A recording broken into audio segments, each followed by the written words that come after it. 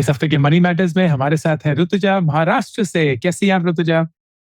बहुत बढ़िया सर। आप कैसे हैं? मैं बहुत अच्छा हूँ। आप जितना भी दर्शकों को अपने बारे में बताना चाहेंगे प्लीज बताइए। ये डेफिनेटली। तो मेरा नाम ऋतुजा है। मैं महाराष्ट्र के एक छोटे से गांव से बिलोंग करती हूँ। मैं अभी पिछले 2.5 साल से डिपार्टमेंट ऑफ पोस्ट में वर्क कर रही हूँ। अभी मैं 22 ईयर्स ओल्ड हूँ। Okay, lovely. तो आपने बहुत कम उम्र से ही काम करना शुरू कर दिया था। या सही। और आपके परिवार में कौन कौन है ऋतुजा? मेरे परिवार में अभी मेरे माता पिता हैं और मैं और 2 बहनें हैं। बड़ी बहन की अभी पिछले साल ही शादी हो चुकी है, तो हम 4 लोग अभी घर में हैं। मैं, ओके। मेरी छोटी बहन और माँ बाप। Okay, lovely. एंड छोटी बहन अभी पढ़ाई कर रही है, स्कूल में है? हाँ, अभी उसका 10th स्टैंडर्ड पास हुई है, तो अभी पढ़ाई चल रही है उसके। तो बताइए हम आपकी आज कैसे मदद कर सकते हैं। ओके, तो मेरे पैसों से लेकर कई सारे ही मतलब क्यूरियोसिटी है, कुछ कुछ जानना है। जैसे आपने बताया कि बहुत ही कम उम्र में जॉब लगी है, तो पैसा तो मिल रहा है, लेकिन इन्वेस्ट कैसे करना है, कहाँ पे यूटिलाइज करना है, इन सारी चीजों से थोड़ा और ज्यादा जानना चाहती हूँ। समझ तो गया। मैं एक दो चीजें आपसे पूछूंगा और फिर मैं आगे बढ़ूंगा। सबसे पहले आपके माता पिता जो हैं ऋतुजा, क्या वो काम करते हैं? हाँ, वो फार्मिंग करते हैं। हमारी थोड़ी सी लैंड है, तो वो फार्मर है। एंड आप इस गांव में ही डिपार्टमेंट ऑफ पोस्ट में काम करती हैं? नहीं, मेरे गांव से तकरीबन एक 20 किलोमीटर दूर मेरा ऑफिस है, तो मैं अप ओके, डाउन करती हूँ रोज। रोज। लेकिन ठीक है। घर आके जाके चलता है। ठीक है, चलिए फिर शुरू करते हैं। तो मैं ऐसा करूंगा, मैं आप ही पे फोकस करके आपका जो सैलरी है, एक्सपेंसेस हैं, उसको जानने की कोशिश करूंगा और फिर उसी के ओके। हिसाब से जो भी आपके क्वेश्चंस होंगे उसका फिर जवाब देंगे। ठीक है? ओके। ओके, चलिए शुरू करते हैं पहले आपकी सैलरी से। तो आपकी हर महीने कितनी सैलरी आती है ऋतुजा? मेरी 20,000 सैलरी आती है, और जो इंसेंटिव है वो 3,000 तक आ जाता है। मतलब ओके, एवरेज 3,000 तक आ जाता है। ठीक है, परफेक्ट। तो हम 23,000 आपका मान के चलते हैं मंथली इनफ्लो। ठीक है। अब मुझे ये बताइए कि आपके महीने के खर्चे क्या क्या हैं। तो आप पहले अपने खर्चों से शुरू करिएगा और फिर अगर कोई घर के खर्चे होंगे या लोन होगा वगैरह उस पे बताइएगा। अभी मेरा कोई लोन चल नहीं रहा है। मेरे पढ़ाई से लेके या फिर लाइब्रेरी हो, बुक्स हो, उनमें हम्म, मेरे 2,000 पर्सनल एक्सपेंस में, मतलब पढ़ाई पे जाता है। ठीक है। 2,000 पर्सनल एक्सपेंस, जैसे कि कोई कपड़े हो या और जो भी कुछ चीजें हैं। घर में ग्रोसरी के लिए 4,000 रुपये लगते हैं। ठीक है। और बिल्स वगैरह है, मोबाइल रिचार्ज, इलेक्ट्रिसिटी बिल, 1,000 रुपये लगता है। ठीक है। और फ्यूल के लिए मुझे मैं बाइक से आती जाती हूँ, तो 4,000 रुपये लगते हैं उसके। ठीक है। और मैंने डिपार्टमेंट पोस्ट ऑफिस में हूँ, तो पोस्ट ऑफिस के 2 इंश्योरेंस है मेरे, लाइफ इंश्योरेंस, और मेरे बड़ी बहन का एक मैंने बनाया है। तो 3 इंश्योरेंस मेरे चल रहे हैं, जिनका मंथली 4,000 जाता है। आपका 2 लाइफ इंश्योरेंस है और एक आपकी बड़ी बहन का है। बड़ी बहन का। सही। ठीक है। एनी रीजन कि आपने 2 इंश्योरेंस लिए और एक नहीं? वो जब मैं ज्वाइन हुई थी, तो डिपार्टमेंट की तरफ से उन्होंने थोड़ा लगाया था, तो उस समय पे ओके। एक निकाला था। और जैसे हम जानते हैं कि जैसे बैंकिंग सेक्टर में होता है, तो इंश्योरेंस के लिए हमें भी थोड़ा टारगेट वगैरह होता है। तो ओके। एक पॉइंट पे मैंने सोचा कि ठीक है, अपना ही और एक अच्छा प्लान बना बना लेते हैं। अच्छा, तो ये अगर मैं ऐड कर देता हूँ तो करीब 17,000 आ जाता है। Is that okay? ओके।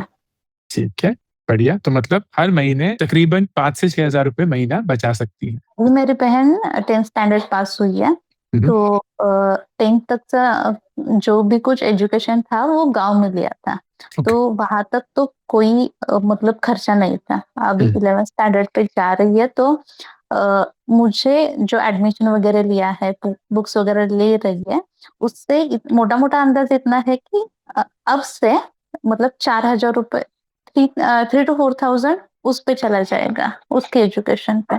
समझ गया। ठीक है, तो फिर आपका अप्रोक्सीमेटली करीब 2,000 रुपए बचा। अभी आपके बैंक में कितना पैसा होगा ऋतुजा? अराउंड 15,000 है। ठीक है। एंड आपने आज तक कोई इन्वेस्टमेंट वगैरह कुछ करी है? एक बार 1000 डाले थे इन्वेस्टमेंट, लेकिन उसके बाद मैंने कुछ कंटिन्यू नहीं किया है। तो ओके, वैसे इन्वेस्टमेंट कुछ है नहीं, जैसे कि मैंने इंश्योरेंस वगैरह ये लिया है, वही है। ठीक है, नो प्रॉब्लम एट ऑल। और कुछ जो हमें जानना चाहिए? अभी हम किराए पे घर पे रहते हैं 6-7 ओके। साल से। तो मेरा एक प्लानिंग चल रहा है कि मैं अभी 22 इयर्स की हूँ, तो 3-4 साल में शादी हो जाएगी।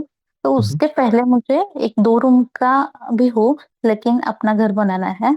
तो उसके लिए भी मुझे थोड़ा सेविंग करना है, ओके, और शादी के लिए थोड़ी सेविंग, मतलब वहाँ पे मेरा खर्चा, अ, मेरे पास सेविंग्स हो इसकी ओके। तरफ से। ये जो 2 रूम का घर है, ये कितने का होगा करीब ऋतुजा? मतलब हमारी थोड़ी-सी लैंड है जो अगले साल तक मिल जाएगी, तो हुँ, हुँ। उसी लैंड पे बना लेंगे। और अगर बनाएँगे तो कुछ आइडिया है कितने का बनेगा? 5-6 लाख में हो जाएगा, मतलब समझ गया, ठीक है, परफेक्ट। आपके जो मम्मी-पापा फार्मिंग करते हैं, उससे उनका खर्चा वगैरह, किराया वगैरह वो सब निकल जाता है अच्छे से? हमारी रोज़ी-रोटी चल जाती है, लेकिन ओके। ऐसा हाँ, तो मतलब मतलब ऐसा कुछ बहुत बड़ा उस सेविंग्स नहीं होता है, लेकिन खर्चा निकल जाता है, या। है। एंड आपने बताया आपकी पढ़ाई का खर्चा है, तो आप क्या पढ़ रही हैं अभी? अभी मैं ग्रेजुएट इसी साल में हो चुकी हूँ, बीएससी किया ओके, है मैंने।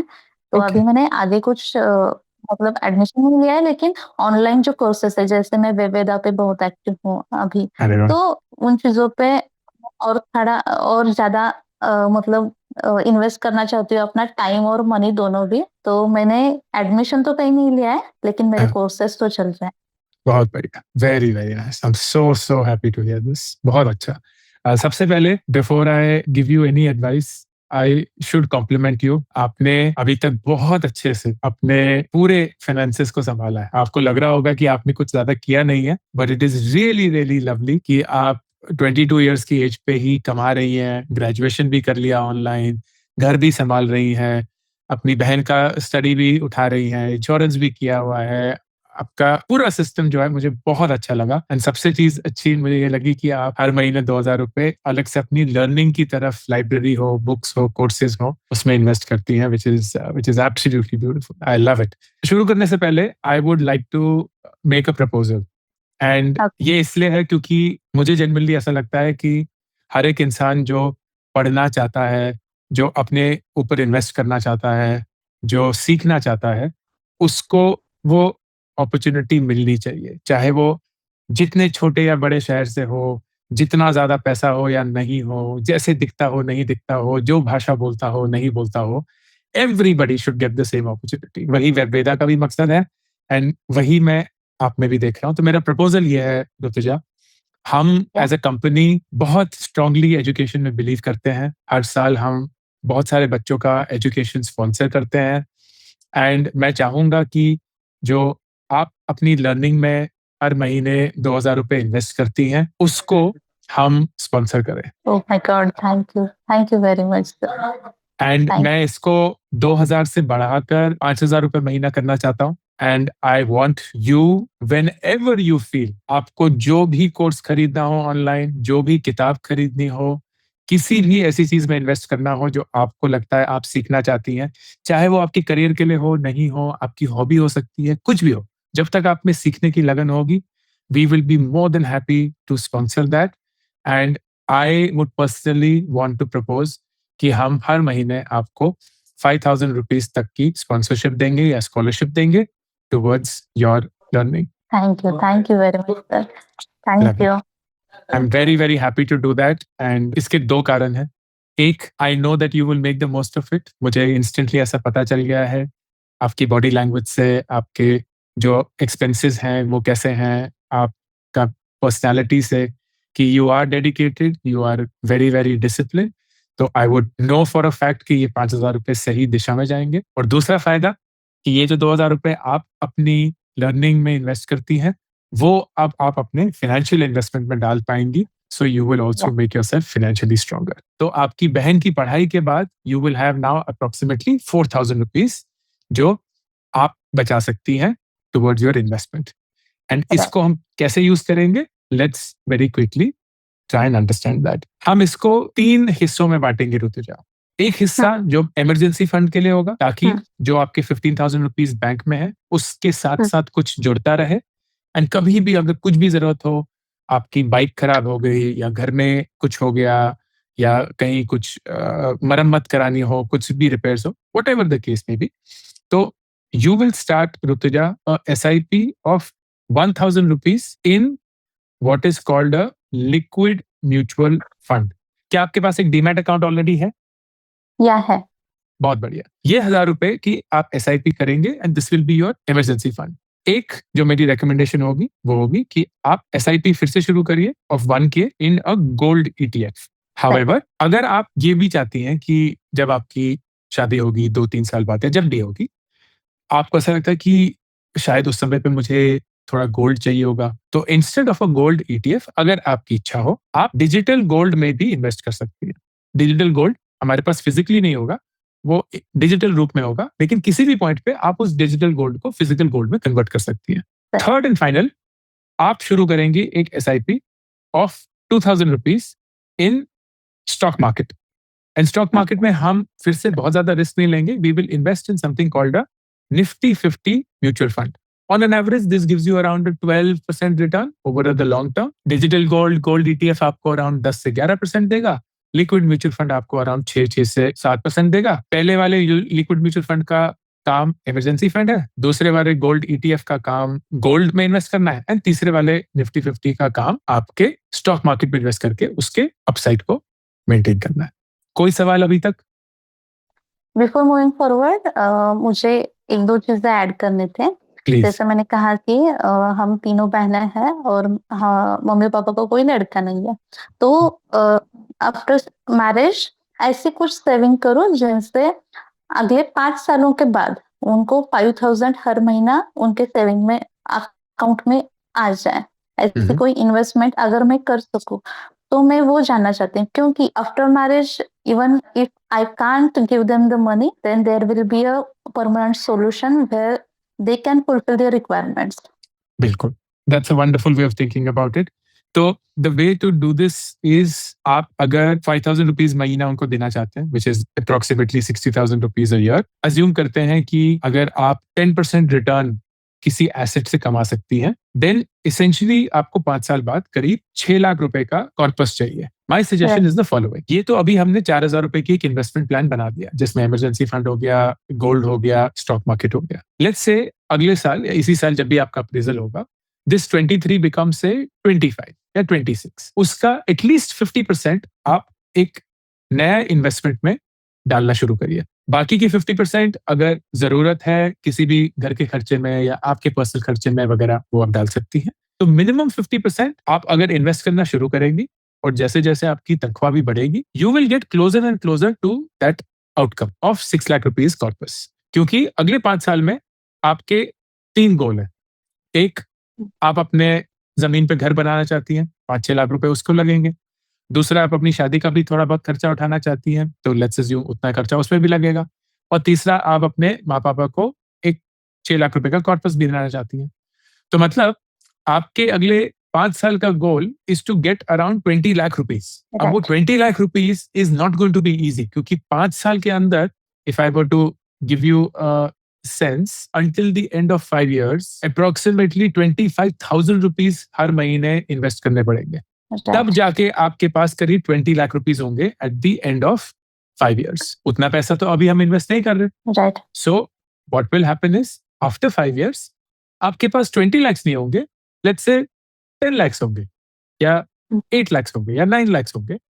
एंड उस पॉइंट पे फिर आपको डिसाइड करना पड़ेगा कि ये तो 3 चीजें मेरे पास हैं, घर हुआ, मेरी शादी का खर्चा हुआ, माँ पापा का महीने का खर्चा हुआ, इसमें से कैसे कैसे मैं इसको बांटूं so that I can achieve some of these goals, if not all of them. But the idea will be very focused, keep investing, risk नहीं लेना है, क्योंकि 3 से 5 साल बहुत लंबा पीरियड नहीं है। स्मार्टली करना है, जैसे आपने अभी तक किया है। वो जो हम इनकम का जो सोच रहे हैं, वो मैंने तकरीबन 3,000 इंसेंटिव बताया, लेकिन अगर किसी महीने में अच्छा परफॉर्मेंस हो गया तो वो 10,000 तक भी जा सकता है। मतलब Yes. पिछले 2.5 साल में तकरीबन 5-6 बार ऐसा हुआ है कि 10,000 तक मिल गया है मुझे मंथ Nice. में।